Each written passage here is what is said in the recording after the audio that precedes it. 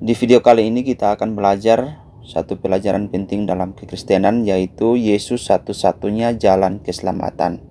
Atau dengan kata lain, Yesus satu-satunya jalan ke surga. Maksud dari kata keselamatan dalam video ini adalah keselamatan kekal, atau dalam bahasa yang lebih sederhana yaitu masuk ke dalam kerajaan sorga dan hidup bersama-sama dengan Allah Tritunggal setelah kematian. Jadi ada kehidupan yang akan kita jalani, yaitu kehidupan kekal atau kehidupan selama-lamanya tanpa dibatasi oleh dimensi waktu, tanpa dibatasi oleh waktu. Kalau kita hidup di dunia ada batasnya, yaitu kurang lebih 70 sampai dengan 80 tahun. Kalau kuat bisa lebih ya. Yang jelas ada batas usia di dunia ini. Dalam Yohanes 14 ayat 2 berkata bahwa di dalam rumah Bapakku banyak tempat tinggal. Jika tidak demikian, tentu aku mengatakannya kepadamu. Sebab aku pergi ke situ untuk menyediakan tempat bagimu. Dan juga di dalam Yohanes 5 ayat 28 dan 29 berkata, jangan kamu heran akan hal itu, sebab saatnya akan tiba bahwa semua orang yang di dalam kuburan akan mendengar suara, dan mereka yang berbuat baik akan keluar dan bangkit untuk hidup yang kekal. Tetapi mereka yang berbuat jahat akan bangkit untuk dihukum. Nah, dalam Yohanes ini ada dua bagian, yaitu mereka akan bangkit, orang-orang dalam kuburan ya, akan bangkit untuk memperoleh hidup yang kekal. Kemudian akan bangkit juga untuk memperoleh hukuman. Tentu yang baik, yang hidup di dalam Tuhan akan menerima hidup yang kekal, dan orang yang hidup di luar Tuhan atau berbuat jahat akan dihukum. Nah, sebelum saya lanjut, saya mau berikan gambaran bahwa setelah kita meninggal nanti, ada dua tempat yang menjadi kemungkinan kita berada, yaitu di surga atau di neraka. Dalam Roma 3 ayat 23 bagian A berkata, semua orang telah berbuat dosa. Nah, kalau kita semua berbuat dosa, maka sebenarnya tempat kita ada di neraka untuk dihukum selama-lamanya tanpa batas waktu.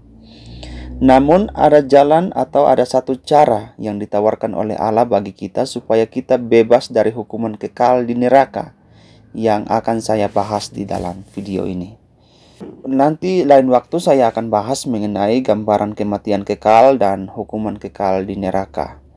Nah, bagaimana kita bisa memperoleh kehidupan setelah kematian, atau melalui siapakah kita bisa memperolehnya? Nah, pada dasarnya banyak sekali ajaran mengenai keselamatan, baik itu di kalangan umat Kristiani maupun menurut agama-agama di seluruh dunia. Nah, masing-masing dengan pandangannya sendiri, namun saya tidak akan membahas dari sudut pandang agama lain karena saya tidak memahami studi perbandingan agama. Dan saya hanya membahas dari sudut pandang agama Kristen, dan sejujurnya dalam agama Kristen pun ada banyak pandangan mengenai keselamatan. Nah, apakah semuanya ini adalah pandangan yang benar? Saya pikir tidak ya, dan memang tidak. Karena dari semua pandangan, hanya satu pandangan yang sejalan dengan kitab suci dan melalui pembacaan kitab suci secara adil dan menyeluruh.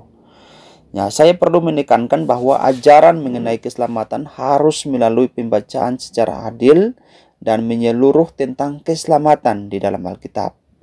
Jadi kalau kita membaca satu poin, misalnya poin tentang keselamatan atau poin tentang keilahian Yesus, kita harus membahasnya secara utuh di dalam Alkitab, tidak mengambilnya secara separuh-separuh. Nah, jadi kita tidak bisa melalui suatu pembacaan yang sepenggal lalu kita mengambil kesimpulan mengenai keselamatan ya. Nah, mungkin dalam pergaulan sehari-hari atau melalui media-media tertentu, saudara pernah mendengar bahwa semua agama ya mengajarkan hal baik dan masing-masing agama punya jalan ke surga. Nah, pandangan semacam ini sudah sering didengar oleh umat Kristen dan banyak orang Kristen meyakini hal ini. Kalau saudara punya pandangan yang demikian, segera ikuti video ini sampai habis karena yang mau saya jelaskan bagaimana ajaran kitab suci mengenai ajaran keselamatan. Nah, pada dasarnya ada 3 kelompok pemahaman tentang keselamatan. Nah, Kelompok yang pertama percaya bahwa semua agama dan keyakinan punya jalan keselamatan sendiri-sendiri. Asalkan dia taat dan bertekun dalam ajaran agamanya, pasti dia masuk surga atau selamat. Kelompok yang kedua percaya Yesus Kristus satu-satunya jalan keselamatan. Kalau kelompok yang pertama tadi, Yesus Kristus bukan satu-satunya tetapi salah satunya. Jadi Yesus Kristus salah satunya, berarti bisa juga ada agama-agama lain yang merupakan jalan keselamatan. Oleh karena itu mereka dengan mudahnya pindah-pindah agama, karena mereka pikir semua agama punya jalan keselamatan sendiri-sendiri. Nah, tapi berbeda dengan kelompok yang kedua ini. Kelompok yang kedua tidak percaya demikian.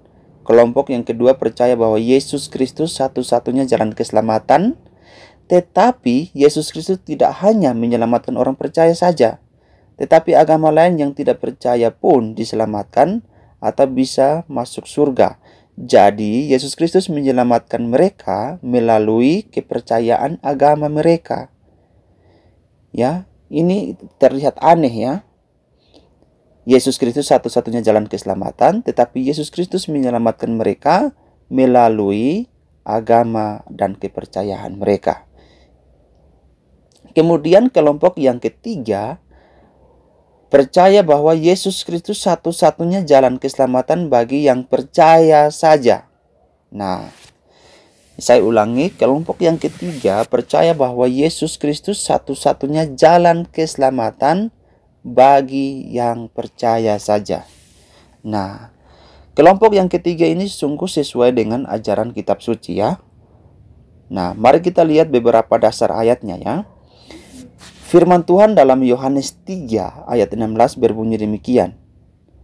Karena begitu besar kasih Allah akan dunia ini, sehingga ia telah mengaruniakan anaknya yang tunggal, supaya setiap orang yang percaya kepadanya, percaya kepada siapa? Percaya kepada Yesus Kristus, tidak binasa, melainkan beroleh hidup yang kekal.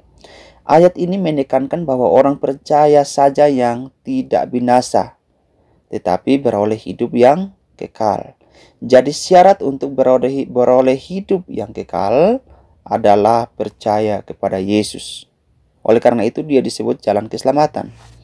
Nah, kemudian 1 Yohanes 5 ayat 13 berbunyi demikian. Semuanya kutuliskan kepadamu supaya kamu percaya kepada nama anak Allah, tahu kamu memiliki hidup yang kekal. Ya, jadi semua orang yang percaya kepada nama anak Allah tahu memiliki hidup yang kekal ya. Mereka tahu bahwa mereka memiliki hidup yang kekal karena percaya kepada nama anak Allah. Nah, lagi-lagi penekanan ayat ini adalah percaya kepada anak Allah, yaitu Yesus Kristus, dan memiliki hidup yang kekal. Kemudian Yohanes 14 ayat 16 berbunyi demikian, Akulah jalan kebenaran dan hidup. Tidak ada seorang pun yang datang kepada Bapa kalau tidak melalui aku. Artinya kalau mau datang kepada Bapa tidak bisa dengan perantaraan lain, hanya melalui Yesus. Dan ayat ini, dan ada satu ayat lagi yang paling relevan dengan topik kita di kesempatan ini, yaitu Kisah Para Rasul 14 ayatnya yang ke-12 ya. Dan keselamatan tidak ada di dalam siapapun juga. Ya, tadi saya sudah jelaskan kata keselamatan ya. Dan keselamatan tidak ada dalam siapapun juga selain di dalam Dia, sebab di bawah kolong langit ini tidak ada nama lain yang diberikan kepada manusia yang olehnya kita dapat diselamatkan. Ya. Jadi dari pembahasan dalam video ini kita dapat menarik beberapa pernyataan iman ya. Jadi kita bisa ambil beberapa kesimpulan dari yang sudah kita bahas di dalam video ini.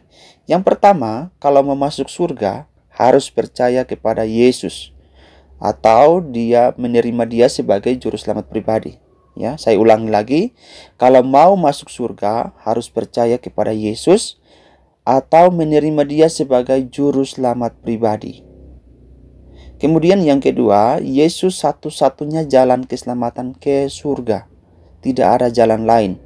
Kalau saudara beriming-iming mau hidup setelah kematian, Kalau saudara percaya bahwa setelah saudara mati nanti saudara akan hidup lagi bersama-sama dengan Tuhan, maka jalan satu-satunya harus melalui Yesus, ya. Kemudian yang ketiga, Yesus bukan salah satu jalan keselamatan dari sekian banyak jalan. Yesus bukan salah satu dari jalan keselamatan. Kalau salah satu berarti masih ada banyak jalan, begitu.